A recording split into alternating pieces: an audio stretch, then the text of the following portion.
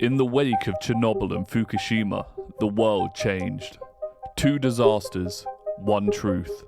When nuclear power fails, it doesn't fail quietly, it fails for generations. Chernobyl, 1986. Reactor 4 erupts. Thousands of square kilometers irradiated. Exclusion zones drawn. Entire towns erased. Fukushima, 2011. A tsunami disables the cooling systems. Radiation spills into the air, the sea, and the future. For decades, we've sent people into these zones. Scientists, engineers, first responders, heroes sacrificing their health and their lives to understand, contain, and repair these disasters. But what if they didn't have to? What if we could explore radioactive ruins without risking a single life? What if the solution wasn't human at all? Introducing the Forager A1, the first in our autonomous environmental mech series, designed not for war, but for repair. Before we dive deeper into the parts of the Forager A1, let's explore a live scenario and watch these amazing creatures in action. 100 Forager A1 units have been deployed to map the remnants of Reactor 4 at Chernobyl nuclear power plant. Ground zero for one of history's most catastrophic energy failures. Over 35 years later, the site remains partially unstable and highly irradiated, with layers of concrete and steel entombing what once was a fission core meltdown. As the swarm enters the outer perimeter, each forager is actively communicating with HQ via our proprietary motherpoint mesh net, a centralized relay hub that synchronizes data in real time, both to and from the Mechs.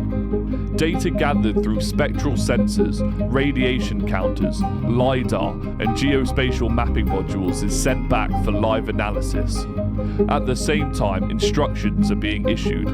Exploration boundaries, heat maps, and risk predictions are dynamically shared with each unit, optimizing their movement. But as the foragers cross the structural threshold into the inner shell of the reactor, communication starts breaking down. The thick radiation shielding, decaying infrastructure, and electromagnetic interference are making the communications go dark. From the surface, it appears we've lost them. But this is where the system truly comes alive. Each forager instantly shifts into its autonomous roaming mode, or A.R.M. for short. In this decentralized state, the unit functions independently, guided by the last synced mission parameters and the local environment awareness AI. The forager's onboard AI begins calculating its own navigation path, scanning, storing, and analyzing all new data internally, using a compact radiation-hardened SSD shielded within the unit's power core. To maintain the swarm-level coordination without the external oversight, the forager activates its high-frequency antennae, a biomechanical structure modeled after real ants. These signals form an adaptive pheromone trail interpreted by nearby foragers. Like a school of fish changing direction midstream, the swarm adapts on the fly.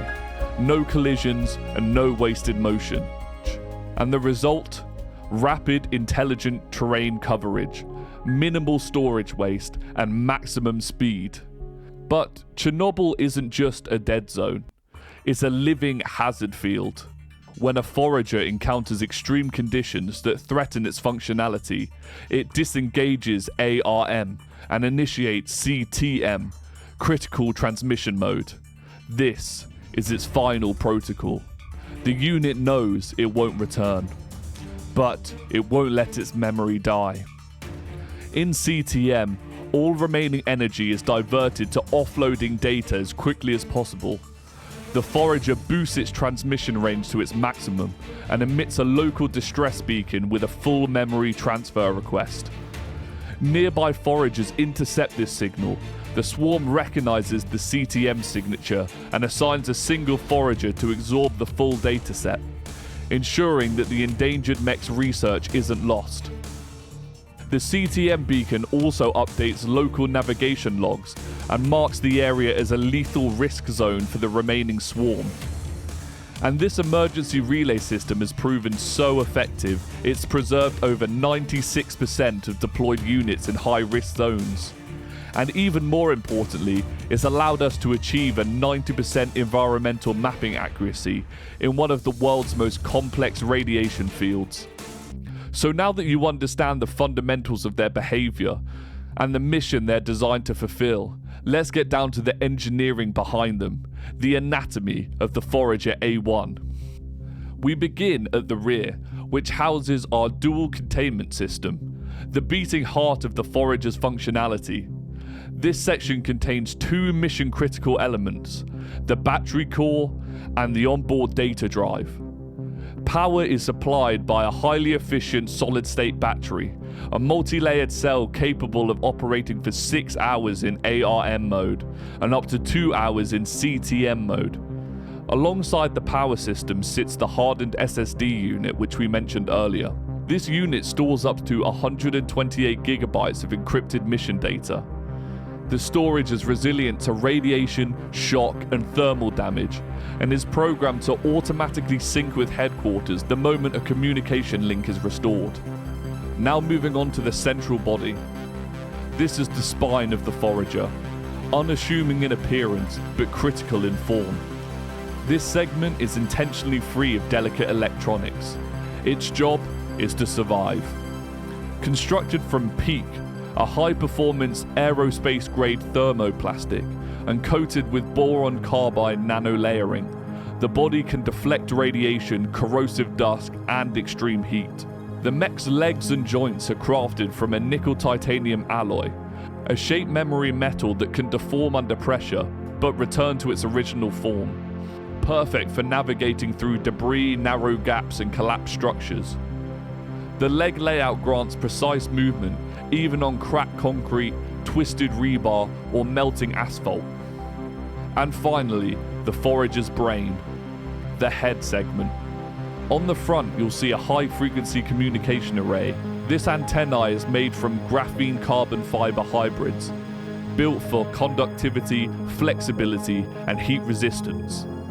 And just below this sits the scanner head, a multi-sensory suite including LiDAR and infrared for mapping the terrain, a spectral imaging camera for chemical detection, and a haptic surface analyzer for texture and density data, all wrapped in a sapphire glass lens and shielded by a carbon nanoform impact frame.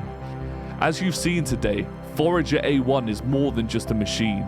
It's a revolution in environmental response. A cleanup crew built not just to survive the mistakes of our past, but to map them, learn from them, and to prevent the next one. And while nuclear disaster zones are among Earth's most hostile environments, they're only the beginning. At Bioforge, we believe every ecological crisis, whether deep underwater, scorched by fire, or hidden beneath collapsing ice, deserves a new kind of response. A fast, intelligent, autonomous, adaptive response. One that learns, one that evolves, one that works together. Until then, stay curious, stay vigilant. The future is already rebuilding. Thank you for watching.